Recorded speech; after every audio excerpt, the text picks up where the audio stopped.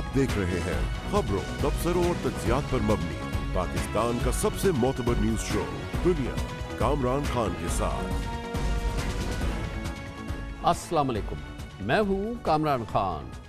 आज हर पाकिस्तानी यौम कश्मीर मना रहा है और ये दिन हमें याद दिला रहा है कि मकबूजा कश्मीर में भारतीय जुल्म सतम और बर्बरियत का ना ख़त्म होने वाला सिलसिला जारी है।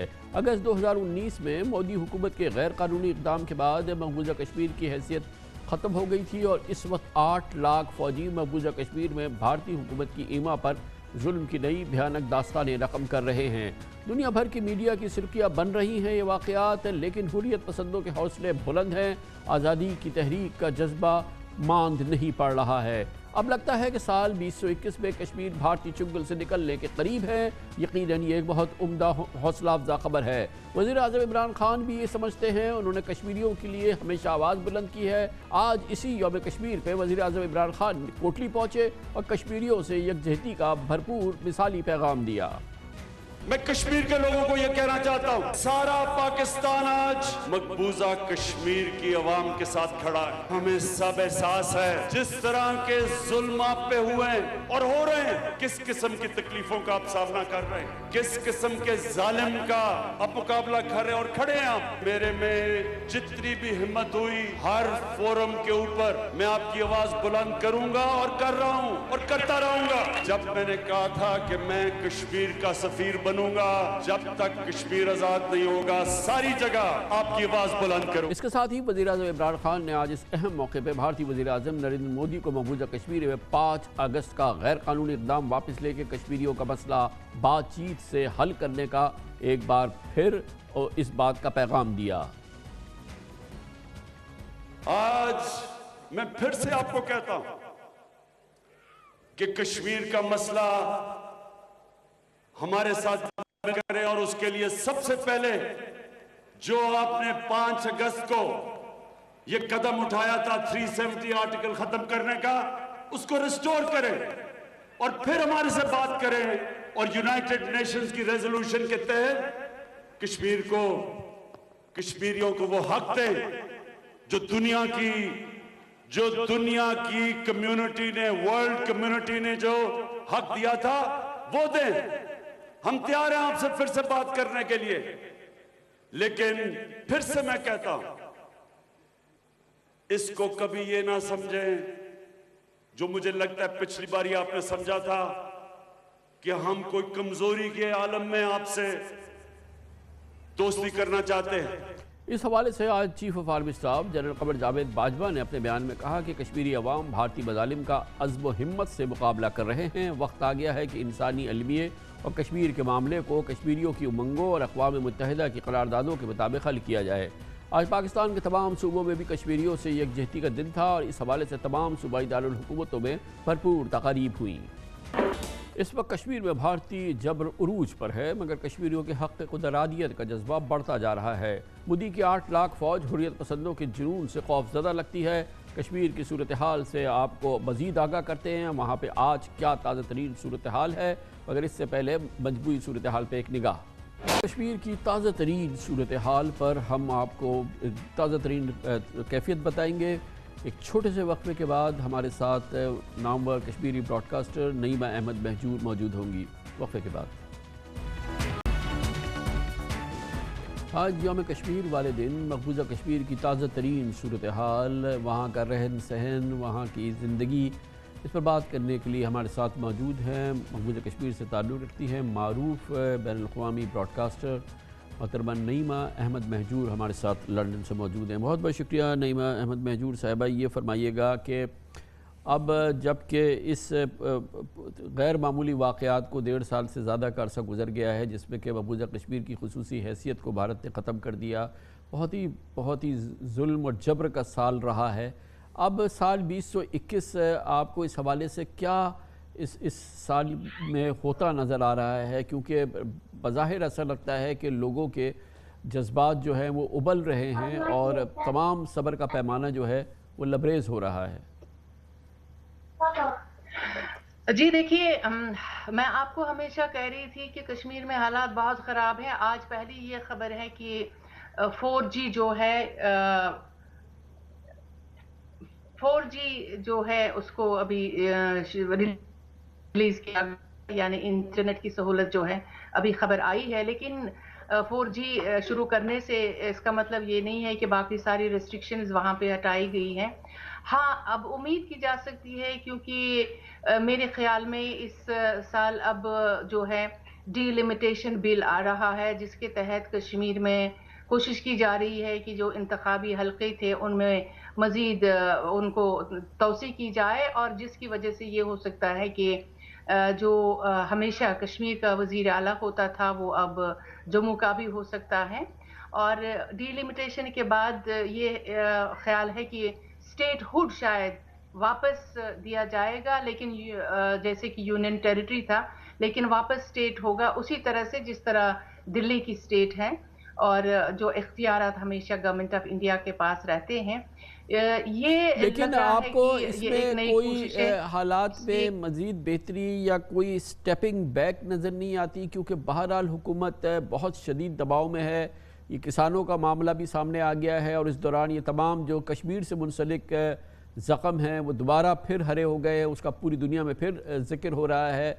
यकीनन दबाव है हुकूमत पर, और अंदरूनी तौर पर भी सूरत हाल वो हल्के या वो क़यादत जो कि भारत मुखालिफ नहीं थी, और वो तक अब इंतहाई भारत मुखालिफ हो चुकी है। तो इस हवाले से कोई एडजस्टमेंट्स आपको या बैक ट्रैकिंग या बैक नज़र आती है? नहीं, मुझे लगता है कि जो मेन स्ट्रीम लीडरशिप के बारे में आप बात कर रहे हैं, उनके साथ हालांकि बहुत सारी कोशिशें की गई हैं, लेकिन कुछ लीडर में हैं जो बिल्कुल मान नहीं रहे हैं, और वो 5 अगस्त 2019 वाला डिसीजन है, जब तक वो वापस नहीं होगा मेरे ख्याल में वो शायद उसके बाद बगैर कोई कॉम्प्रोमाइज नहीं करेंगे, जैसा कि हुआ है।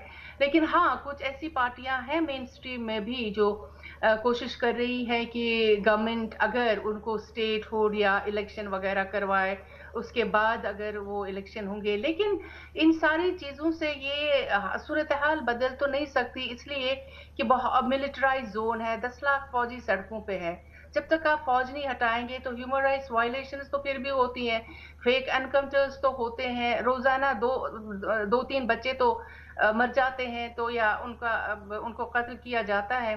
तो इस तरह से सूरत हाल तभी बदलेगी जब आप मेन इश्यू को देखेंगे, जब आप इसको डीमिलिटराइज करेंगे, जब ह्यूमन राइट्स वायलेशंस खत्म होंगी। लेकिन वो वैसे की सूरत हाल तो बरकरार है, लेकिन जिंदगी तो फिर मामूल पे आप नहीं आएगी ना नईमा साहिबा। तो फिर इसका मतलब ये है कि साल आधा साल 19 का ऐसे गुजर गया, पूरा 2020 गुजर गया, 2021 शुरू हो गया है, और अगर यही हालात रहते हैं जैसे आपने फरमाया कि मज़ीद डीलिमिटेशन हो जाएगी और शायद अब जम्मू से भी वज़ीर आला आ जाएगा, और यकीनन फिर वो तो जो माहौल है वो तो बहुत ज़्यादा मज़ीद उसमें दबाव आ जाएगा, तो फिर ज़िंदगी तो बहाल नहीं होगी ना, और कॉम्प्लिकेशन होगी।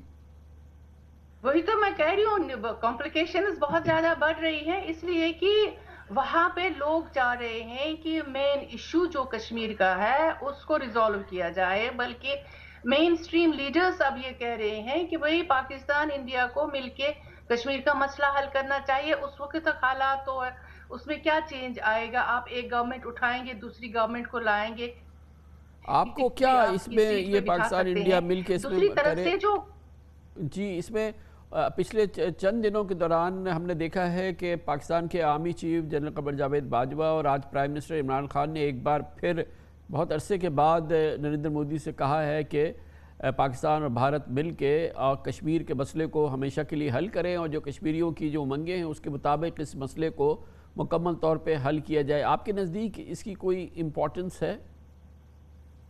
इसकी इम्पोर्टेंस है इसलिए कि एक तरह से ये मुल्क पीसफुली कश्मीर को रिजॉल्व करना चाहता है, लेकिन अब आपको देखना है कि क्या आपको हिंदुस्तान से इसका रिस्पांस क्या आता है। वहां से तो अभी तक तो वहां के आर्मी चीफ कह रहे हैं कि जंग से वो आज़ाद कश्मीर को हासिल करना चाहते हैं, जंग ही एक वाहिद जो है ऑप्शन जिसके बगैर कुछ नहीं है। लेकिन इंटरनेशनल कम्युनिटी कम से कम ये तो समझ रही है कि अगर कोई ऑफर कर रहा है कि पीसफुल रेजोल्यूशन के तहत पुरअमन तरीके से हम मसाइल को हल करेंगे, तो मेरे ख्याल में भारत पे भी इसका असर पड़ेगा और इंटरनेशनल कम्युनिटी की तरफ से दबाव पड़ेगा कि इस मसले को हल करने के लिए आप दोनों को करीब आना होगा और इस पे बात करनी होगी। लेकिन जाहिर है कि इंडियन मीडिया इसको पाकिस्तान की कमजोरी से ताबीर कर रहा है। वो ये कह रहे हैं कि पाकिस्तान कमजोर है, लड़ने के लिए की ताकत नहीं है, इसलिए पाकिस्तान के वजीर आजम और चीफ आर्मी स्टाफ जो है वो पीसफुल रेजोल्यूशन की बात लेकिन कर रहे हैं। आपको मालूम है ना कि वो समझना होगा। उसके लिए कह रहे हैं कि आप ये 370 को ख़त्म करें, आपने ये तमाम इक़दाम जो लिए हैं वापस लिए गए, ये कोई अनकंडीशनल ऑफ़र नहीं है। और उसमें कहा गया है कि यूएन की जो रेजोल्यूशंस हैं उनके मुताबिक हल करें। तो ये खाली ये नहीं कहा गया कि आइए बात करें, उसके लिए बाकायदा शराइत रखी गई हैं। जी, शराइत तो रखी गई है, लेकिन अब ये देखना है कि अगर इंडिया तैयार होता है, अगर इंटरनेशनल दबाव है कि 5 अगस्त 2019 की पोजीशन जो थी उससे पहले की पोजीशन उस पर वापस जाए, हो सकता है कि ये एक पेशरफ्त होगी दोनों मुल्कों के बीच में कि एक दूसरे के करीब आने की। लेकिन सवाल ये है कि जो हालात इस वक्त इंडिया में है, जो फार्मर्स प्रोटेस्ट है, जो अंदरूनी सूरत हाल है, जो अनरेस्ट वहाँ पे है, क्या वहाँ उनके लिए कश्मीर पे बात करना इस वक्त मौजू है? क्योंकि वहाँ हालात ऐसे नहीं है जो हम बाहर से देख रहे हैं, अंदर से हालात बहुत ख़राब है, प्रोटेस्ट की वजह से बहुत ख़राब। थैंक यू सो मच, बहुत बहुत शुक्रिया मोहतरमा नईमा अहमद महजूर, मकबूजा कश्मीर से ताल्लुक़ रखने वाली मारूफ ब्रॉडकास्टर हैं, हमारे साथ लंदन से थी। कमर्शियल ब्रेक, उसके बाद जिक्र करेंगे भारत की दहशतगर्दी बलूचिस्तान में जारी है। आज कश्मीर यौम कश्मीर वाले दिन भारत ने अपना दहशतगर्दी की, कोयटा में भी और सिब्बी में भी मासूम लोगों की जानें भी गई हैं और 1 दर्जन से ज़ायद लोग ज़ख्मी भी हुए हैं। इसकी बात करते हैं छोटे से वाक़े के बाद। पूरी दुनिया जानती है कि भारत पाकिस्तान में दहशतगर्दी के वाक़यात में बराह रास्त मुलविस है और इसके नाकाबिल तर्दीद शवाहिद और दस्तावेजी सबूत मौजूद हैं जो पाकिस्तान दुनिया के सामने रख चुका है।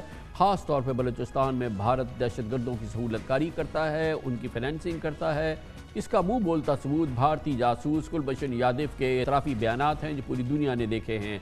आज इसका मुँह बोलता सबूत एक बार फिर सामने आया जब बलूचिस्तान के 2 शहरों कोयटा और सिब्बी में कश्मीर डे के मौके पर सिर्फ 5 घंटों के वक्फे से दहशतगर्दी के 2 वाक़यात हुए। पहले वाक़े में सिब्बी में कश्मीरी अवाम के हक़ में निकाली जाने वाली रैली पर दहशतगर्दों ने दस्ती बम से हमला कर दिया, जिसमें 4 बच्चों समेत 16 अफराद ज़ख्मी हो गए। ज़ख्मियों में 4 अफराद की हालत तशवीशनाक बताई जाती है। आज का दूसरा वाक़या कोयटा में हुआ जहां कमिश्नर ऑफिस के करीब से एक और कश्मीर रैली गुजर रही थी। इस रैली में शामिल एक गाड़ी में नस्ब बम धमाके से फट गया। इस वाक़े में भी 2 अफराद जाँ बहक और 3 ज़ख्मी हुए। इससे पहले पिछले माह 20 तारीख को भी फ्रंटियर कोर की गाड़ी पर एक लैंड माइन से हमला किया गया था जिसमें 4 एहलकार शहीद और 5 ज़ख्मी हुए थे। बलूचिस्तान में मुट्ठी भर दहशतगर्द छुप कर ऐसी बुज़दिलाना कार्रवाई करते हैं और हमारी सिक्योरिटी फोर्सेस काफ़ी हद तक इन भारत नवाज दहशतगर्दों और तंजीमों के नेटवर्क को डिसमेंटल भी कर चुकी है। मगर हालिया वाक़यात से लगता है कि अभी शायद कुछ और काम बाकी है। लेकिन आज के वाक़यात ने जैसे कई दूसरे वाक़यात ने साबित किया कि निहत्ते मासूम बलोच अवाम को इस सूबे के लोगों को निशाना बनाते हैं भारतीय दहशतगर्द। इस पूरी सूरत हाल पर बात करते हैं, कोयटा जाएंगे जहां पे हमारे साथ मौजूद हैं जनाब ज़िया लांगू जो होम मिनिस्टर हैं बलूचिस्तान के। बहुत बहुत शुक्रिया ज़िया लांगू साहब। ये बताइएगा कि आज ख्याल था, ख़दशा था कि आज क्योंकि कश्मीर डे है और ये कश्मीर रैलीज़ हैं, ये दहशतगर्द फिर कार्रवाई करेंगे, कुछ अता पता कुछ अंदाज़ा हुआ कि कहाँ से ये लोग हुए और जो इनकी ये ग्रोह हैं जो मुसलसल काम कर रहे हैं, इनकी तलाश और इनकी खोज के हवाले से कोई हमारे पास ठोस मालूमात है? बिस्मिल्लाहिर्रहमानिर्रहीम। देखिए, जिस तरह आपको पता है कि पाकिस्तान का मुस्तकबिल बलूचिस्तान है और बलूचिस्तान एक सीपैक की सूरत में इंशाल्लाह जो है इधर एशिया का चैम्पियन बनने जा रहा है। और गुज़िश्ता 2-3 सालों से यौम यकजहती कश्मीर में बलोच अवाम अपने कश्मीरी भाइयों के साथ शाना बशाना खड़े हैं, तो ये भारत को एक आंख नहीं बा रही। इसका ख़दशा था। अभी ये वाक़या आज हुआ है, इसकी इंक्वायरी चल रही है, जब भी ठोस सबूत होंगे तो आप दोस्तों के साथ शेयर करेंगे। ये फरमाइएगा कि सिब्बी का भी वाक़या हुआ है, कोयटा का भी वाक़या हुआ है और पिछले कई दिनों से ये वाक़यात हो रहे हैं। इस सिलसिले में जो सिक्योरिटी फोर्सेस को भी निशाना बनाया जा रहा है और ये तसलसल से वाक़यात हो रहे हैं, कोई सॉलिड क्लूज़ मिले हैं? ये तो हमें पता है कि ये वही लोग हैं जो कि भारत से ट्रेनिंग लेते हैं, वहाँ से पैसे लेते हैं और डायरेक्ट भारतीय ईमा पे काम करते हैं, لیکن ان کے ٹھکانوں کے بارے میں کیونکہ بہرحال یہ بلوچستان کے اندر سے آپریٹ کر رہے ہیں؟ دیکھیں یہ کچھ ہمارے اپنے اندر کے لوگ ان کے ساتھ ملے ہوئے ہیں جو ان کی سہولت کاری کے لیے سہولت کار بنے ہوئے ہیں، لیکن پچھلے ٹریک ریکارڈ یہی کہتا ہے جتنے بھی بلوچستان میں اس قسم کے واقعات ہوتے ہیں، جس طرح آپ نے کلبھوشن کا ذکر کیا، ان سب کے پیچھے ہندوستان ہے۔ تو پچھلے ٹریک ریکارڈ کو دیکھ کر ہم یہ کہہ سکتے ہیں کہ اس میں بھی ہندوستان کے ملوث ہونے کے قوی چانسز ہیں۔ لیکن ان کے بارے میں ان کا کوئی کلو، کوئی ان کے بارے میں مزید معلومات ملی ہو، کوئی گرفتاریاں ہوئی ہوں پچھلے کچھ ہفتوں کے دوران؟ جی بالکل، ہماری سیکیورٹی فورسز نے ان کے مخبروں کو پکڑا ہے، ان کے اعلی کاروں کو پکڑا ہے جو ابھی بھی جیلوں میں ہیں۔ اسی ٹریک ریکارڈ کو جس طرح میں نے آپ کو کہا دیکھ کر یہی کہا جا سکتا ہے کہ اس میں بھی ہندوستانی ملوث ہوگا۔ اور یہ اس وقت ہو رہا ہے ضیاء صاحب کہ جس وقت ہم دیکھ رہے ہیں کہ بلوچستان میں جو لوگ نہیں ملتے تھے، جو مسنگ تھے، وہ اپنے گھروں کو واپس آئے ہیں، ایک بہتر ماحول بن رہا ہے جس وقت کہ یہ دہشت گردی کی جا رہی ہے۔ دیکھیں ہماری سیکیورٹی فورسز کی کوششوں سے اور قربانیوں سے بلوچستان کے حالات تیزی سے تبدیل ہوتے جا رہے ہیں، تو یہ ہندوستان کو ایک آنکھ نہیں بہا رہی ہے۔ جس طرح ہماری سیکیورٹی فورسز الحمدللہ کامیابی حاصل کر رہے ہیں، اسی طرح ہندوستان بھی اپنا زور لگا رہا ہے، لیکن بلوچستان کے محب وطن لوگ اپنی محب وطنی سے اور ہماری سیکیورٹی فورسز اپنی جانوں کی قربانیوں سے ان کا کلا کما کریں گے انشاءاللہ۔ انشاءاللہ۔ بہت بہت شکریہ ضیاء لانگو صاحب، ہوم منسٹر بلوچستان ہمارے ساتھ موجود تھے۔ کمرشل بریک اس دوران نیوز ہیڈ لائن دیکھیں۔ وقفے کے بعد ہمارے ساتھ پاکستان کے وزیر خزانہ و محصولات ڈاکٹر عبدالحفیظ شیخ ہوں گے ایک تفصیلی انٹرویو کے لیے پاکستان کی معیشت، اس کو درپیش چیلنجز اور معیشت و کاروبار کے لیے سال 2021 کیسا ہونے جا رہا ہے، یہ سب کچھ ڈاکٹر عبدالحفیظ شیخ سے ہماری تفصیلی گفتگو ہوگی۔ ایک چھوٹے سے وقفے کے دوران نیوز ہیڈ لائنز آپ دیکھیں۔ آپ دیکھ رہے ہیں خبروں، تبصروں اور تجزیات پر مبنی پاکستان کا سب سے معتبر نیوز شو دنیا، کامران خان کے ساتھ۔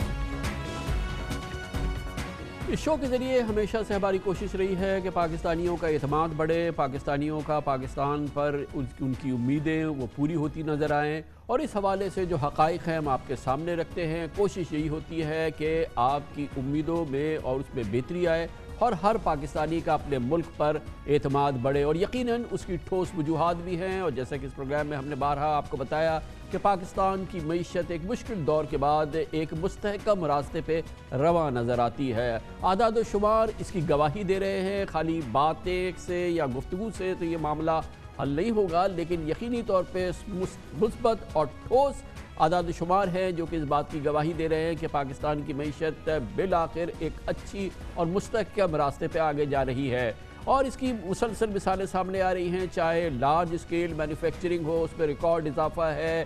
پاکستان میں کنسٹرکشن کی انڈسٹری بھرپور انداز سے کام کر رہی ہے، سیمنٹ کی ریکارڈ سیل ہو رہی ہے، سٹیل کی ریکارڈ سیل ہو رہی ہے، حتیٰ کہ فرٹیلائزر کی بھی ریکارڈ آف ٹیک ہے۔ لوگ جو ہیں اس معیشت کو، اس کاروبار کے اچھے ماحول کو انجوائے کر رہے ہیں، ریکارڈ گاڑیاں پاکستان میں فروخت ہو رہی ہیں، اور اس لحاظ سے پاکستانیوں میں بہتر آثار نظر آ رہے ہیں، اور اسی دوران تقریباً ایک سال کے دوران پاکستان اسٹاک ایکسچینج کے انڈیکس میں 72% اضافہ ہو چکا ہے۔ ہر لحاظ سے اس بات کی گواہی ہے کہ پاکستان کی معیشت بہتر انداز سے آگے بڑھ رہی ہے، مگر اسی پروگرام میں ہم نے آپ سے کہا ہے کہ ہر معیشت میں ہر چیز اچھی نہیں ہے، تمام معاملات جو ہیں وہ ہونکی ڈوری نہیں ہے، مسائل بھی ہے، جس میں ایک بڑا مسئلہ پاکستان میں انرجی کا مسئلہ ہے، جسے ہم اس پروگرام میں ہماری معیشت کا اور ہماری قومی بقا کے لیے اندھا کنواں کہتے رہے ہیں۔ بہرحال پاکستان کی معیشت کے حوالے سے بہتر ماحول ہے، اور اس پوری صورتحال میں یقیناً مستقبل ہمیں بہتر نظر آتا ہے، اور خاص طور پر سال 2021 انشاءاللہ اس حوالے سے بہتر ہوگا، کیونکہ پاکستان میں دوسری جانب نہ صرف یہ کہ صنعتی پیداوار بڑھ رہی ہے بلکہ نئی صنعتیں لگ رہی ہیں، نئی صنعتیں نہ صرف لگ رہی ہیں بلکہ پرانی صنعتوں میں ایکسپینشن ہو رہا ہے، اور اسی کے نتیجے میں پاکستان کی صنعتی پیداوار میں اضافہ ہوا، اور اس کے بعد اب ہم دیکھ رہے ہیں کہ پاکستان کی ایکسپورٹس میں بھی قابل ذکر اضافہ ہو رہا ہے، اور یقیناً آئندہ آنے والے سالوں میں جیسے جیسے یہ صنعتی ایکسپینشن ہوگا، نئی صنعتیں لگیں گی، نئے کاروبار پیدا ہوں گے، اور اسی دوران پاکستان میں جو کنسٹرکشن کی انڈسٹری ہے جب یہ بھرپور انداز میں انشاءاللہ اس سال آگے بڑھے گی تو مزید روزگار کے مواقع پیدا ہوں گے، اور پھر سی پیک کے ذریعے اکنامک زون سامنے آ رہے ہیں اور اس میں بھی صنعتی پیداوار کی ایک بہتر صورتحال نظر آ رہی ہے. بہتر معاشی صورتحال اور اس کے مسائل اور اس کا استحکام کتنا دور رس ہے، ان تمام موضوعات پر بات کرنے کے لیے ہم نے دعوت دی ہے. آج ہمارے اسٹوڈیوز میں موجود ہیں، تشریف لائے ہیں پاکستان کے وزیر خزانہ اور ریونیوز ڈاکٹر عبدالحفیظ شیخ. بہت بہت شکریہ ڈاکٹر صاحب، آپ تشریف لائے، بڑا آپ نے وقت نکالا. یہ فرمائیے گا ڈاکٹر صاحب کہ یہ ہم نے یہ ساری چیزیں بار بار ہم بتا رہے ہیں کہ best LSM، best cement sales, best ہماری جو ہے وہ ٹرف کا استعمال ہوا ہے، اور لوگ جو ہم انڈسٹریل ایکسپینشن دیکھ رہے ہیں، نئی انڈسٹریز دیکھ رہے ہیں، مگر اس کے باوجود یہ ساری ملٹی لیٹرل ایجنسیز، ہمارا اسٹیٹ بینک بھی کہتا ہے کہ ہماری جو GDP گروتھ ہوگی وہ 1.5 سے 2% کے درمیان ہوگی، which is not at all impressive. بعض ماہرین کہتے ہیں کہ شاید ہمیں ری بیسنگ کرنی ہوگی اپنی GDP کی، یہ سب کچھ اور اس کے بعد گروتھ صرف 1.5% یا 2%. یہ کانٹرڈکشن ذرا ایکسپلین کیجیے. جی دیکھیں، پہلے تو میں آپ کے پروگرام میں اپنے جو پبلک ہے اسے یہ بتاؤں کہ GDP کیا ہوتا ہے، کہ GDP کی گروتھ ریٹ کا مطلب کیا ہے. GDP جو ہے کسی بھی ملک کی جو مکمل آمدنی ہے اسے کہا جاتا ہے، اور اس کی گروتھ ریٹ کا مطلب یہ ہے کہ وہ کتنے اس میں اضافہ ہو رہا ہے. پہلی چیز یہ ہے کہ کئی ممالک میں اور خصوصاً پاکستان میں بھی ایسے ادوار آئے کہ ہماری آمدنی میں، پورے ملک کی آمدنی میں اضافہ ہوا، لیکن وہ عام لوگوں کو اس سے فائدہ نہیں پہنچا. تو پہلی چیز یہ ہے کہ آمدنی کا بڑھنا ضروری ہے، لیکن یہ بھی بہت ضروری ہے کہ اس کے فوائد عام لوگوں تک پہنچیں. تو ایک چیز جو اس حکومت کو ماضی کی حکومتوں سے تھوڑا مختلف رکھتی ہے وہ یہ کہ یہاں پہ محور جو ہیں وہ پاکستان کی پبلک ہے، اور ہم چاہتے ہیں کہ گروتھ ہو لیکن وہ ایکوالٹی کے ساتھ ہو، اور دوسری چیز یہ کہ اس کی کوالٹی ایسی ہو کہ وہ پائیدار ثابت ہو سکے. ڈاکٹر صاحب، اس میں جو خاص طور پہ جو احساس پروگرام ہے وہ تو ہر لحاظ سے اس کی ستائش کرنا ضروری ہے، انٹرنیشنل ریکگنیشن ہے، بہت بڑا کریڈٹ جاتا ہے اس حکومت کو احساس پروگرام کا. لیکن ایٹ دا سیم ٹائم جو مہنگائی ہے اس نے ایک عام پاکستانی کو، ایک غریب پاکستانی کو انتہائی متاثر کیا ہے، اور وہ جس خوشحالی کی ہم بات کرتے ہیں عام پاکستانی اس سے ریلیٹ نہیں کر پاتا. اس کی وجہ یہ ہے کہ ہمارے ہاں مہنگائی اور کھانے پینے کی جو اشیاء کی مہنگائی ہے اس نے بہت زیادہ پریشان کیا ہوا ہے. کیوں قابو میں نہیں آ رہی سر؟ دیکھیں، مہنگائی کا مسئلہ جو ہے واقعی پرائم منسٹر صاحب کے لیے تمام ایشوز میں پہلا نمبر ہے، اس کو مکمل طور پہ حل کرنا. اور اس کے لیے میں آپ کو تفصیل سے اور آپ کے تھرو پاکستان کی پبلک کو تفصیل سے کچھ جوابات دینے کی کوشش کروں گا. لیکن آپ نے جو پہلی بات کی نا کہ GDP کی گروتھ ریٹ یعنی آمدنی کے بڑھنے کی رفتار وہ کیا ہے، اور اس کو کیسے عام لوگوں تک پہنچایا جائے اور اس کو کیسے پائیدار بنایا جائے، اس کے لیے ہم کیا کر رہے ہیں. پہلی چیز یہ ہے کہ اس حکومت نے سوشل سیفٹی نیٹ یعنی عام لوگوں کے فائدے کے لیے بجٹ میں جو رقم رکھی ہے وہ پچھلے گورنمنٹ کے مقابلے میں دگنی ہے، یعنی 100 سے 192 ارب روپے رکھی گئی. پھر اس کے بعد جو سبسڈیز ہیں وہ 1000 ارب سے بھی زیادہ ہیں، اور یہ سبسڈیز جو ہیں خصوصی طور پہ ٹارگٹ کی جا رہی ہیں کہ عام لوگوں تک پہنچے. احساس پروگرام میں آپ نے دیکھا جب کرونا وائرس کا وقت آیا 1.5 کروڑ خاندانوں کو کتنے شفاف انداز میں پیسے دیے گئے، خصوصی طور پر خواتین کو پاکستان کی. اور اب یہ جو نمبر ہے یہ مستقل 70 لاکھ ہر 3 مہینے بعد لوگوں کو یہ رقم دی جائے گی. دوسری جانب جو پرانے قبائلی علاقے تھے جو اب مرج ہو چکے ہیں خیبر پختونخوا میں، ان کو 152 ارب روپے رکھے گئے تاکہ ان لوگوں نے دقتیں اٹھائی ہیں تو وہاں پہ ان کو ڈیولپ کیا جائے. ساتھ ہی ساتھ جو پبلک سیکٹر کا یعنی جو ہمارا سالانہ ترقیاتی پروگرام ہے اس میں خصوصی طور پہ جو بیکورڈ علاقے ہیں ان کے لیے زیادہ رقوم رکھی گئی. چوتھی چیز آپ دیکھیں کہ ہم جب تک پوری دنیا سے ڈالرز نہیں کمائیں گے تو ہم خوشحال نہیں ہو سکتے. پچھلی گورنمنٹ نے ایک خصوصی پالیسی بنائی جس کے بہت تباہ کن اثرات ہوئے. وہ پالیسی کیا تھی؟ وہ پالیسی یہ تھی کہ جان بوجھ کے ڈالر کو سستا رکھا جائے. اس کی وجہ سے پورا ملک جو ہے ایک طرح سے ایڈکٹڈ ہو گیا، عادی ہو گیا باہر کی چیزیں خریدنے کے لیے، اور امپورٹس اتنی بڑھ گئیں اور ایکسپورٹس جو ہیں اس کے بڑھنے کی رفتار 5 سال میں 0 سے بھی کم رہی. ہمارے جب یہ حکومت آئی تو جو ڈالرز تھے وہ پچھلے ایک سال میں، یعنی ایک سال سے تھوڑے زیادہ عرصے میں آدھے سے بھی کم رہ گئے تھے. 18 ارب ڈالر سے 9 ارب ڈالر رہ گئے تھے، اور اگر سواپس کو بھی ایڈجسٹ کیا جائے تو تقریباً 2 ارب ڈالر رہ گئے تھے. تو جب آپ کے پاس ڈالرز ہی نہ ہوں تو آپ پھر نہ کوئی چیز خرید سکیں گے اور آپ ایک دقت میں ہوں گے. تو ہم نے جو پائیدار بنیاد بنا رہے ہیں وہ یہ ہے کہ ہم پاکستان کی ایکسپورٹس کو بڑھائیں، کیونکہ جب تک ہم ایکسپورٹس نہیں بڑھائیں گی ہمارے ڈالرز جو ہیں نہیں آئیں گے، ہم خوشحال بنیاد. ڈاکٹر صاحب یہ پائیدار بنیاد جو بنائی، اور اب کیونکہ 2.5 سال ہو گئے ہیں، I'll get back to my question کہ غریب آدمی کو، عام پاکستانی کو آٹا چاول کھانا پینا یہ سستا ملے، یہ مہنگا ہو گیا ہے. اس کے لیے کاسٹ آف لیونگ بہت محنت ہو گئی ہے. وہ کچھ نہیں جانتا، وہ یہ جانتا ہے کہ یار عمران خان کے دور میں یہ چیزیں ہماری مہنگی ہو گئی ہیں. اور تو اس کے لیے ہاں، میں اس کے لیے بھی دیکھیں پہلے تو، لیکن ہمیں اپنے لوگوں کو سمجھانا تو ہوگا نا کہ اگر قیمت بڑھی ہے تو اس کی وجہ کیا ہے، اور کیا یہ عمران خان صاحب کی پالیسیز کی وجہ سے بڑھی ہے یا ماضی کی غلط پالیسیز کو درست کرنے کی وجہ سے ایک وقتی طور پہ بڑھی ہے. تو میں نے جس طرح کہا کہ اگر ہمارے پاس جو انسینٹیوز ہیں بزنس کو دینے کے لیے، اسی کی بنیاد پہ ہم یہاں پر ایک امپلائمنٹ جنریشن کر سکتے ہیں. تو میں اب ان دونوں چیزوں پہ آنا چاہتا ہوں کہ حکومت کیا کر رہی ہے. پہلے تو یہ کہ قیمتیں بڑھنے کی ایک بنیادی وجہ یہ ہے کہ ہمارا انحصار باہر کی چیزوں پہ ہے. دیکھیں اس سال 40 لاکھ ٹن گندم جو ہے باہر سے امپورٹ کی جا رہی ہے، کیونکہ اگر ہمارے ملک کی پروڈکشن کم ہوگی تو یہ لازم ہوگا. شکر 5 سے 8 لاکھ ٹن باہر سے امپورٹ کی جا رہی ہے. چائے جو ہر پاکستانی پیتا ہے باہر سے امپورٹ ہوتی ہے. دالیں جو تقریباً ہر پاکستانی کھاتا ہے باہر سے امپورٹ ہوتی ہے. کھانے کا تیل باہر سے امپورٹ ہوتا ہے. پیٹرول ڈیزل باہر سے امپورٹ ہوتے ہیں.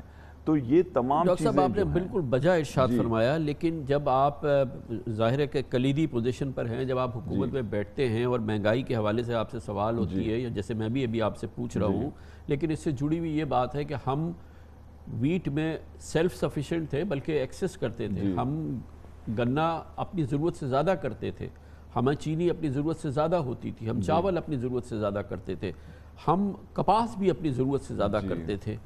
کس کی ذمہ داری ہے یہ کہ یہ ملک میں اکراس دا بارڈر 4 6 10 20 میل پہ جو ہے وہی جو فصل ہے وہ کیا ییلڈ دے رہی ہے اور ہم یہ ییلڈ دے رہے ہیں؟ آفٹر آل میں نے تو نہیں دیکھا کہ کسی کو اس کا ذمہ دار ٹھہرایا گیا ہو، یا اس پہ کوئی یہ فوڈ سیکیورٹی کا معاملہ ہے، یہ پاکستان کے سروائیول کا معاملہ ہے. ہم ایگریکلچر ملک ہے اور اب ہم اتنے بری طرح سے ڈیپینڈنٹ ہو گئے ہیں. کون ہے اس کا ذمہ دار؟ دیکھیں یہ تو مسلسل جو ہم سب ذمہ دار ہیں، اور مسلسل جو حکومتیں آئی ہیں انہوں نے ایگریکلچر پروڈکٹیوٹی کو اگنور کیا ہے. لیکن میں یہ بتانا چاہ رہا ہوں کہ یہ گورنمنٹ کیا کر رہی ہے. دیکھیں اس کے لیے 2 چیزیں کرنی پڑ رہی ہیں. ایک تو یہ، اور منڈے کو ایک بہت بڑی جو ہے میٹنگ ہے پرائم منسٹر ہاؤس میں، خصوصی طور پہ ایک نیا ویژن دینے کے لیے زراعت کے بارے میں. اس میں ایک چیز نہیں کرنی ہوگی، کئی چیزیں کرنی ہوں گی. یعنی پانی اور اس کی جو یوز ہے اس میں بہتری لانے کے لیے، جو سیڈز ہیں بیج جو ڈالتے ہیں ان کی کوالٹی امپروو کرنے کے لیے، جو کھاد ڈالی جاتی ہے اس کا طریقہ کار بہتر کرنے کے لیے، اور صحیح موقع کے اوپر صحیح فصل کرنے کے لیے، ان تمام چیزوں کے اوپر گفتگو ہوگی. اور جو اہم چیز ہے، ایک تو یہ ہے کہ جو ہمارا علاقہ جو ایکڑیج ہے یعنی جو رقبہ ہے اس کو بڑھایا جائے، اور دوسرا یہ کہ ایک خصوصی ایکڑ میں سے زیادہ ییلڈ لی جائے. تو اس کے لیے جو فیصلے ہوں گے انشاءاللہ منڈے کو سامنے آئیں گے. لیکن میں ایک چیز اگر مجھے اجازت دیں تو یہ بتاؤں کہ ان قیمتوں کے بڑھنے سے، جو کہ ڈی ویلیویشن کی وجہ سے ہوئی ہے، جو کہ باہر کی امپورٹس کی وجہ سے ہوئی ہے، اور ہمارے ملک میں کچھ گندم کی شارٹیج کی وجہ سے ہوئی ہے، روپیہ سستا ہونے کی وجہ سے ہوئی ہے، ڈالر مہنگا ہونے کی وجہ سے.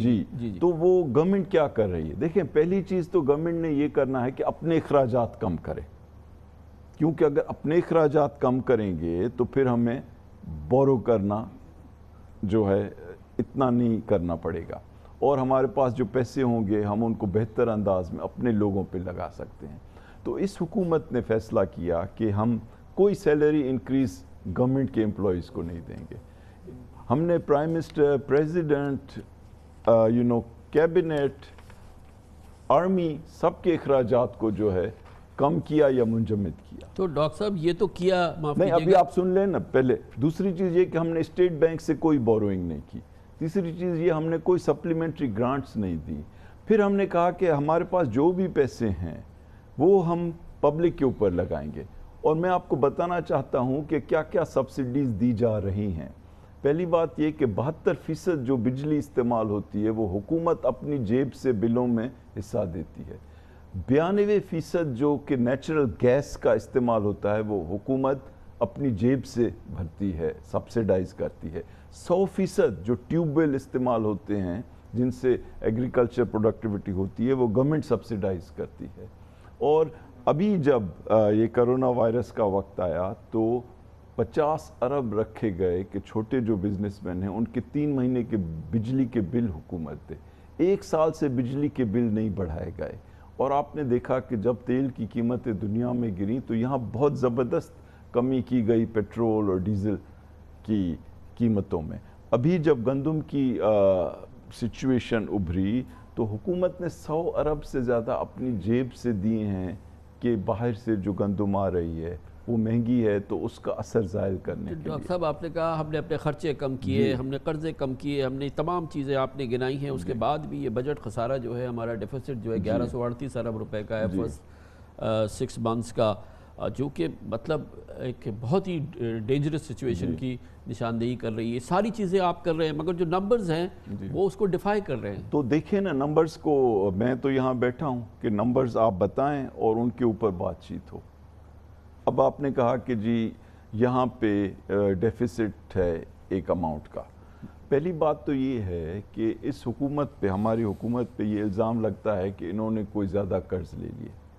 जब ये हुकूमत आई तो कर्ज़ जो थे, पब्लिक डेट जो था वो कोई 25,000 अरब था रुपयों में, और वो जो है बढ़ के कोई 12,000 अरब बढ़ा है। तो मैं बताना चाह रहा हूँ कि ये कहाँ गया, ताकि लोग समझ सकें कि अगर इमरान खान की गवर्नमेंट ने मजबूर होकर कोई कर्ज लिया है तो वो क्यों लिया है। फिर वो तय कर सकते हैं कि ये कोई जायज़ वजह थी, इनकी अपनी जो है ज़रूरियात बढ़ाने की वजह से हुई, या माजी के जो डिमांड्स थे और ऑब्लिगेशंस थी वो पूरी करने के लिए। देखें, जो 12,000 अरब लिए गए हैं उसमें से 6,000 अरब जो हैं वो फ़कत माजी के कर्ज़ों का सूद है। पहली बात तो 6,000 अरब वो हो गए। 3,000 अरब जो हैं वो कर्ज़ लिए नहीं गए हैं, लेकिन चूंकि डॉलर पहले से महंगा हुआ है तो उसको जब रुपयों में आप मेजर करते हैं तो वो बढ़ा हुआ लगता है। तो 3,000 अरब इजाफा लगता है फ़कत रीवैल्यूएशन की वजह से। तो ये 6 + 3 9,000 अरब हो गए।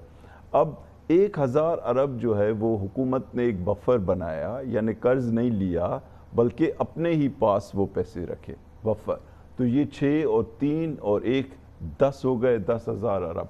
1,500 अरब जो है वो कोरोना वायरस का असर हम पे हुआ कि हमारे 800 रुपये टैक्स कम हुए और 700 अरब हमने स्टिमुलस दिया। तो इमरान खान की जो गवर्नमेंट है उसने पिछले 2.5 साल में फ़कत 1,000 अरब लिया, और ये मैं आपको यहाँ बैठा हूँ और ये अकाउंटिंग दे रहा हूँ। जी डॉक्टर साहब, अभी जब हम अभी लेंगे एक छोटा सा ब्रेक और फिर मैं अभी से बताता हूँ, हम पूछेंगे इमरान खान की हुकूमत में पिछले 18 महीने में बिजली के टैरिफ में 3 बार इजाफा किया गया है और मुसलसल इजाफा हुआ है, जो कि और अभी हालिया हमने 15% फिर इजाफा किया है। इसके दौरान तकरीबन 2.3 ट्रिलियन का हमारा सर्कुलर डेट मजीद बढ़ गया। 3 इजाफे भी हुए और सर्कुलर डेट डबल हो गया। मैं एक छोटा सा ब्रेक लेता हूँ, उसके बाद आपसे इसका जवाब पूछूंगा।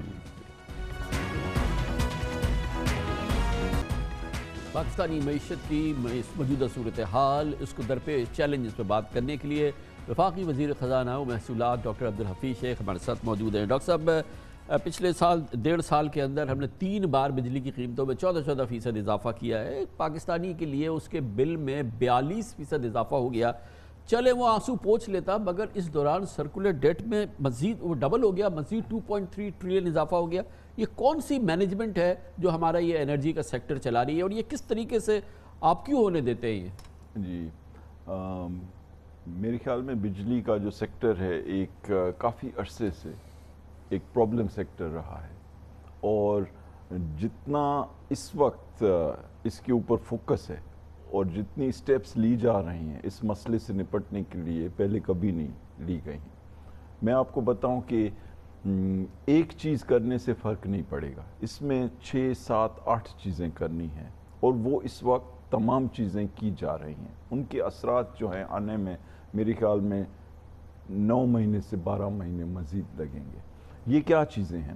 پہلی چیز تو یہ ہے کہ جو ماضی کے کانٹریکٹس بنائے گئے وہ ڈالرز میں بنائے گئے. اب اس سلسلے میں کوئی 53 آئی پی پیز کے ساتھ ایک معاہدہ ہونے جا رہا ہے جو کہ تقریباً ہو چکا ہے. اگلے ہفتے 10 دن میں اس کو کابینہ سے اپروول مل جائے گی. یہ کمپلیٹ ہو گیا ہے ڈاکٹر صاحب؟ کیونکہ کل سی سی او ای کی میٹنگ تھی، اس میں اس کو اپروو کرنا تھا، پھر ڈیفر کر دیا. ایسی کوئی بات نہیں ہے جی، یہ بالکل اپروو ہونے جا رہا ہے. چونکہ سی سی او ای میں صبح کو وہ سمری آئی، اور یہ اتنا اہم ایشو ہے کہ اس پہ سوچا گیا کہ یہ ویکینڈ دے دی جائے کہ لوگ سب مطمئن ہو جائیں اور آ کے اچھے انداز میں کنٹریبیوٹ کر سکیں. دیر از نو پرابلم، منگل کو کیبنٹ میں اپروو ہو جائے گا سر انشاءاللہ جی، کیونکہ یہ کیبنٹ کا اور اس گورنمنٹ کا بڑا انیشیٹو ہے اور ہمیں کرنا ہے، اور اس سے تقریباً 800 ارب روپے کا فائدہ ہوگا گورنمنٹ اور کنزیومرز کو آنے والے، یعنی over a period of time. اور اس کے لیے ہم 450 ارب روپے ان آئی پی پیز کو بھی دینے جا رہے ہیں جو کہ ماضی کے بل ہیں. تو ایک بہت آپ کی طرف سے وہ پرابلم نہیں ہے، یہ جو 450 ارب دیے جا رہے ہیں، یہ you have made that available? انشاءاللہ یہ 2 قسطوں میں دیے جائیں گے. پہلی قسط فوری طور پہ دی جائے گی 40%، اور اس کے بعد جو 60% ہے وہ انشاءاللہ اگست میں دی جائے گی. دوسری چیز یہ ہے کہ کئی جنریشن پلانٹس چل رہے تھے جو کہ انیفیشنٹ ہیں، جو ان کی ٹیکنالوجی بالکل ناقص ہے، تو ان کو بند کیا جا رہا ہے. تیسری چیز یہ جو ڈسٹریبیوشن کمپنیز کا نظام ہے، اس میں کچھ ڈسٹریبیوشن کمپنیز ہیں خاص طور پہ جیسے قبائلی علاقے میں، کوئٹہ میں، سندھ کے رورل ایریاز میں، ان میں کلیکشن کا ایک مسئلہ رہا ہے. یہ بھی طے کیا گیا ہے کہ کلیکشن کا کام جو ہے وہ پرائیویٹ سیکٹر کو سونپا جائے مینجمنٹ کانٹریکٹس کے تھرو. تو یہ جو ڈسٹریبیوشن کمپنیز ہیں ان میں بھی بجائے سرکاری لوگ جو کہ اس وقت انیفیشنٹ بھی ہیں اور کرپشن بھی موجود ہے، اس کو ختم کرنے کے لیے پرائیویٹ سیکٹر کی جو ہے انسینٹیو اورینٹڈ کوئی کانٹریکٹس بنائے جائیں تاکہ وہ خود کلیکٹ کرنے کی ذمہ داری کریں. ڈاکٹر صاحب تو یہ فیصلہ بھی ہو آپ کی چکا حکومت کو ہے. 2.5 سال ہو گئے ہیں. یہ تو مجھے پتا ہے کہ اب سے چند دن پہلے تک ان ڈسکوز میں بورڈ بھی نہیں بن پائے تھے، ان کے پاس چیف ایگزیکٹو نہیں تھے. آپ کی کلیدی جو الیکٹرک پاور ریلیٹڈ جو اینٹیٹیز ہیں ان کے ہیڈ آف ڈپارٹمنٹس نہیں تھی، رادر ان کے چیف ایگزیکٹوز نہیں تھے. اتنا برا حال، اتنی انیفیشنسی، اس پر اس طرح کی ہینڈلنگ، اور یہ پبلک سیکٹر کے اندر جس طرح سے ان کو ہینڈل کیا گیا ہے، فیصلہ یہ ہے کہ ایسے ہی یہ کرتے رہیں گے؟ لیکن کافی عرصے کوشش یہ ہو رہی تھی کہ ان کو پبلک سیکٹر کے اندر ہی رہتے ہوئے امپروو کیا جائے. اب یہ ایک طرح سے ریئلائزیشن بڑھ گئی ہے کہ اس کو پبلک سیکٹر کے اندر رہ کر ایفیشنسی امپروو کرنے کی بجائے بہتر ہے کہ پرائیویٹ سیکٹر کی مینجمنٹ سے فائدہ لیا جائے. تو یہ سلسلہ شروع ہوا ہے. جس طرح میں نے کہا یہ 6 سے 9 مہینے میں اس میں آپ دیکھیں گے کہ پرائیویٹ سیکٹر کی انٹری ہوگی. اس کے بعد کیا ہے کہ چونکہ الیکٹرسٹی کے مسائل چل رہے ہیں، ان میں ایک ایشو یہ ہے کہ جو سرکولر ڈیٹ میں کنٹریبیوٹ کرتی ہے کہ کیپیسٹی پیمنٹ ہے. آپ جانتے ہوں گے لیکن پبلک کو بھی یہ بتانا چاہیے کہ ایسی کانٹریکٹس میں چیزیں ڈالی ہوئی ہیں کہ چاہے آپ بجلی خریدیں یا نہ خریدیں، آپ کو ایک فکس پیمنٹ کرنی ہے جس کو کیپیسٹی پیمنٹ کہتے ہیں. اور یہ کیپیسٹی پیمنٹ جو ہے یہ 2013 میں 185 ارب ہوتی تھی، یہ 2018 میں 468 ارب ہو گئی، اور اب یہ تقریباً 1,500 ارب ہونے جا رہی ہے 2023 میں. تو یہ بھی ایک طرح سے جو سرکولر ڈیٹ کا نمبر ہے اس کو انفلیٹ کر دیتی ہے، اس کو یعنی بڑھا دیتی ہے. اب آنے والے 3 سالوں کے لیے گورنمنٹ نے پالیسی بنائی ہے کہ جو سرپلس الیکٹریسٹی ہے اس کو کیپیسٹی پیمنٹ ہٹا کر جو صرف رننگ کاسٹ ہے اس کی بنیاد پہ دیا جائے، تو اس سے بھی یہ فائدہ ہوگا. اور آخری چیز یہ کہ جو نئے طریقے ہیں بجلی بنانے کے، رینیویبلز، جس میں آپ کو پتہ ہے کہ سورج یا شمسی یا سولر انرجی جسے کہتے ہیں، ونڈ انرجی ہے، ہمارے پاس اتنے دریا ہیں جن سے ہائیڈرو انرجی ہے. تو یہ انرجی کا مکس بھی آہستہ آہستہ بدلا رہے ہیں تاکہ جو انکریمنٹل کاسٹ ہے اس کی وہ ہماری موجودہ کاسٹ سے کم ہوگی. ڈاکٹر صاحب اگین آپ اکانومی مینیج کر رہے ہیں، سب سے بڑا مسئلہ ہے وہ سارا آپ کے کندھوں پر ہے. یہ پرائیویٹائزیشن وغیرہ کا کب ہوگا؟ میں پہلے بھی آپ سے پوچھ چکا ہوں، گورنمنٹ میں بھی پوچھتا ہوں. بڑے پیارے بہت ہی شاندار ہمارے آدمی ہیں میاں محمد سبرو صاحب، لیکن وہ کبھی ٹی وی وغیرہ پہ تو نہیں آتے. تو سر اس میں کیا ہے، یہ کب یہ لگے گا کہ اس پہ کچھ کام ہو رہا ہے، یہ کچھ ہو رہا ہے؟ میں نے تو بڑی ڈریڈفل ایک خبر بیچ میں سنی کہ شاید گورنمنٹ میں کہیں یہ بات ہوئی کہ کئی کو نیشنلائز کر لو، پرائیویٹائزیشن تو چھوڑو. انبیلیویبل. آپ کو پتہ ہے میں تو اس چیز کا بڑا حامی رہا ہوں کہ جو بھی سرکاری بزنس ٹائپ ادارے ہیں وہ بزنسز کو چلانے دیا آپ سب سے زیادہ جانتے ہیں کیونکہ آپ خود پرائیویٹائزیشن کو رن کر چکے ہیں. جی، اور کافی لوگوں کو شاید پتہ نہ ہو کہ میں ایک زمانے میں پرائیویٹائزیشن منسٹر تھا، اور جو پاکستان کے بڑے اہم ادارے تھے ان کو ہم نے حکومت کے شکنجے سے نکال کر پرائیویٹ سیکٹر کو دیا، جیسے Habib bank, united bank, Karachi electric supply, P T C L, national refinery. اور یہ ادارے جو ہیں جب سے نیشنلائز ہوئے تھے 20 25 سال 30 سال یہ نیشنلائز یعنی حکومت کے اندر رہے، اور انہوں نے ٹکا بھی ڈیویڈنڈ نہیں دیا. اور یہ جب سے پرائیویٹائز ہوئے ہیں تو حکومت کو ریونیو بھی مل رہا ہے، ٹیکس کلیکشن بھی مل رہی ہے. تو ڈاکٹر صاحب فیوچر کا بتائیں نا. میں نے تو یہ تو کوئی سنا نہیں، میں نے بیچ میں سنا کہ کئی کو دوبارہ نیشنلائز کرنے جا رہے ہیں. دیکھیں یہ ملک ایک ایسا ملک ہے جہاں پہ لوگوں کو اظہار کی آزادی ہے، اور یہ اچھی چیز ہے.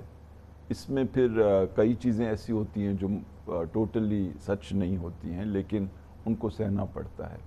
اور حکومت میں جب آپ ہوں تو آپ کو دل بڑا کرنا پڑتا ہے، تنقید سہنے کی عادت پیدا کرنی پڑتی ہے، اور مسلسل. تو سر کوئی میننگ فل بتائیں نا کہ پرائیویٹائزیشن اور فردر نیشنلائزیشن نہیں ہو رہی ہے. جی انشاءاللہ ایسی تو چیز میرے خیال میں بڑا سیٹ بیک ہوگی، اور کوشش یہی ہونی چاہیے کہ ای کا جہاں تک ہے کہ ایک بہت دنیا کی بڑی عالمی کمپنی ہے جس کے ساتھ ان کا معاہدہ ہوا ہے، اس کی راہ میں جو رکاوٹیں ہیں وہ حکومت کے مختلف اداروں کو بیٹھ کے حل کرنی چاہیے. اور یہی فوکس ہے. جی ہاں، اس میں اور بقایا جو پرائیویٹائزیشنز ہیں دیکھیں ہمیں یہ جو ہے ریکگنائز کرنا چاہیے کہ کرونا وائرس کی وجہ سے یہ پروگرام متاثر ہوا، کیونکہ اس میں باہر کی کافی اچھی پارٹیز آئی ہوئی تھیں، لیکن جب کرونا وائرس ہوا اور وہ ٹریول ہی نہیں کر سکی تو یہ 6 سے 8 مہینے جو سیٹ بیک ہوا ہے، میرے خیال میں گورنمنٹ کی نیت صحیح ہے، گورنمنٹ کا ایفرٹ ہے، انسٹیٹیوشنل کیپیسٹی جو ہے اس کو بھی بڑھایا جا رہا ہے، اور بڑی کمپنیز کو ہائر کیا جا رہا ہے ان کو پرائیویٹائز کرنے کے لیے ایز ٹرانزیکشن مینیجر. لیکن اس میں سچ بات یہ ہے کہ کرونا وائرس کی وجہ سے ڈیلے ہوا ہے. ڈاکٹر صاحب آئی ایم ایف پروگرام کی کیا پوزیشن ہے؟ کب یہ دوبارہ پراپرلی، یعنی کہ مجھے پتا ہے کہ یہ سسپینڈڈ یا آپ لوگ اس کو استعمال نہیں کرنا چاہتے، لیکن کب ہم یہ دوبارہ بیک آن ویلز ہوگا؟ جی، پاکستان اور آئی ایم ایف کے تعلقات بہت اچھے ہیں، اور پاکستان اور IMF اپنی جو ریلیشن شپ ہے اس کو ایک اچھے انداز میں مینیج کر رہے ہیں. اور جب کرونا وائرس آیا تو IMF نے آگے بڑھ کر 3 بلین جو ہیں اضافی رقم پاکستان کو فاسٹ ٹریک پہ ڈسبرس کی, اور ان کی وجہ سے دنیا کے جو دوسرے ادارے ہیں, ورلڈ بینک, ADB, وہ بھی پاکستان کی مدد کے لیے تیار ہوئے. اب جب کرونا وائرس آیا تو ہم نے IMF سے کہا کہ یہ ایسا موقع ہے کہ ہم اپنے لوگوں کو سختی سے ٹیکس نہیں کلیکٹ کرنا چاہتے, ہم بلکہ ان کے لیے مراعات دینا چاہتے ہیں, ان کے لیے آسانیاں پیدا کرنا چاہتے ہیں, اور حکومتی اخراجات بڑھا کر ان کی مدد کرنا چاہتے ہیں. تو IMF نے اس پہ ایگری کیا. پھر جب ہم نے کہا کہ ہم امپلائمنٹ جنریشن کے لیے ایک بہت زبردست کنسٹرکشن پیکیج دینا چاہتے ہیں, تو ان تمام چیزوں کی وجہ سے ایک پاز لیا گیا. یعنی دونوں نے اگری کیا کہ چند مہینے ہم یہ پالیسیز اختیار کریں جو ہمیں کرونا وائرس سے اچھے انداز میں اٹھا لیں.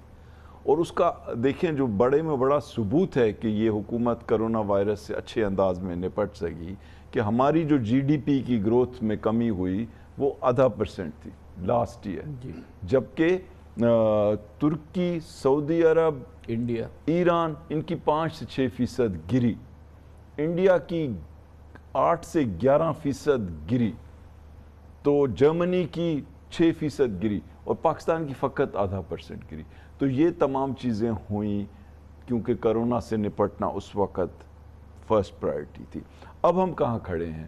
اب ہم نے اور IMF نے طے کیا ہے کہ اس پروگرام کو دوبارہ جو ہے ایکٹیو فیز میں لایا جائے, اور آئندہ چند دنوں میں یا ہفتوں میں آپ یہ خوشخبری سنیں گے کہ IMF کا پروگرام جو ہے چند دنوں میں یا ہفتوں میں, اس میں تو بہت فرق بہت ہے. میرے خیال میں چونکہ میں فائنانس منسٹر ہوں تو مجھے کنزرویٹو ہونا چاہیے اور ہفتے استعمال کرنا چاہیے, لیکن آنے والے دنوں میں آپ دیکھیں گے. اور وہ کیا چیزیں ہیں؟ ایک تو وہ بھی یہی چاہتے ہیں کہ ہم الیکٹرسٹی سیکٹر کا جو بحران ہے اس کو ایک طرح سے اس پہ اپنی گرفت کو اچھے انداز میں مضبوط کریں. دوسرا یہ کہ جو ٹیکسز میں کوئی ایگزیمپشنز ہیں ان کو ہم یا ختم کریں یا کم کریں. تیسرا یہ کہ اسٹیٹ بینک اور نیپرا کے بارے میں 2 قوانین ہیں, ان کو ہم اسمبلی سے پاس کرائیں. تو ان چاروں چیزوں کے اوپر ہماری ان کے ساتھ اصولی طور پہ انڈرسٹینڈنگ ہو چکی ہے, اور انشاءاللہ تعالی ان چیزوں کی بنیاد پر جو ان کی سیکنڈ پلس ریویو ہے وہ ہونے جا رہی ہے. بالکل ٹھیک ہے ڈاکٹر صاحب, ہم ایک چھوٹے سے وقفہ لیتے ہیں, واپس آئیں گے. وفاقی وزیر خزانہ و محصولات پاکستان کی اکانومی کو درپیش چیلنجز اور اس کے مستقبل پر ہم سے بات کر رہے ہیں. Welcome back. وفاقی وزیر خزانہ و محصولات ڈاکٹر عبدالحفیظ شیخ ہمارے ساتھ موجود ہیں. پاکستان کی معیشت, اس سے درپیش چیلنجز, اس سے منسلک مسائل پہ بات کر رہے ہیں. ڈاکٹر صاحب, ہم اپنے ایکسپورٹ سیکٹر کو بڑا پیمپر کرتے ہیں, ہماری سب سے زیادہ بلو آئیڈ انڈسٹری ہے, اور اس کو ہم زبردست فری بیز دے رہے ہیں, کنسیشنل تمام چیزیں ہم دے رہے ہیں. کاسٹ بینیفٹ ریشو پاکستان کے عوام کو بتائیے کہ جب ہم اتنا ان کو دے رہے ہیں, اس سے کیا ہمیں اس کے ریٹرن میں اتنا فائدہ ہو رہا ہے یا نہیں؟ کیونکہ ابھی کہتے ہیں کہ ابھی ہمیں اگلے 5 سال کے لیے ٹیکسٹائل پالیسی چاہیے جس میں پاکستان کے عوام کی تو بجلی بڑھ رہی ہے ہر 6 مہینے بعد. یہ کہتے ہیں ہمیں 5 سال کے لیے آپ بتا دیں کہ اس نرخ پہ آپ ہمیں بجلی دیں گے یا گیس دیں گے. مجھے پاکستان کے عوام کو پتہ کرنا ہے کہ جو ہم اتنا دے رہے ہیں تو اس سے ہمیں فائدہ کیا ہو رہا ہے, فائدہ یا نہیں؟ یہ بہت اچھا سوال ہے خان صاحب, اور جہاں بھی گورنمنٹ کسی کو کوئی بھی سبسڈی دے تو ہمیں پوچھنا چاہیے کہ کیا یہ سبسڈی صحیح انداز میں لگ رہی ہے, کیا یہ صحیح جو انٹینڈڈ بینیفیشریز ہیں انہی تک پہنچ رہی ہے, اور کیا اس کے اثرات معیشت کے لیے بھی ابھر رہے ہیں یا نہیں. ایکسپورٹ سیکٹر جہاں تک ہے, دنیا کا کوئی ملک پچھلے کوئی 40 سال میں 15 سے 18 ملک ہیں جنہوں نے اپنی اکانومیز کو اس انداز میں بدلا ہے کہ ان کے لوگوں کی کوالٹی آف لائف تبدیل ہو گئی, جس میں چائنا ہے, ایسٹ ایشیا ہے, اب ویتنام ہے, ایسے ممالک ہیں. اور اس میں ایک چیز جو کامن ہے وہ یہ کہ آپ گلوبلی انٹیگریٹڈ ہوں, یعنی آپ دنیا کے ساتھ تجارت بھی کریں اور ان کے ساتھ انویسٹمنٹ بھی کریں. اور پاکستان 72 سال میں ناکام رہا ہے ان دونوں انڈیکیٹرز پر کہ یہاں ہم بڑے انداز میں انویسٹمنٹ کو بھی مائل نہ کر سکے دنیا سے، اور ہم اپنی چیزیں بھی دنیا کو نہ بیچ، اور اب ہم دنیا کی جو یہ ایکسپیرینس ہے اس سے سبق سیکھ کر اپنی ایکسپورٹس کو آگے لانا چاہتے ہیں۔ ایکسپورٹس کے ساتھ اور ایکسپورٹرز کے ساتھ یہ زیادتی رہی کہ پچھلے 5 سال جو گزرے پچھلی گورنمنٹ کے، اس میں ڈالر کو جان بوجھ کے سستا رکھا گیا، جس سے ہماری ایکسپورٹس منفی طور پہ متاثر ہوئیں۔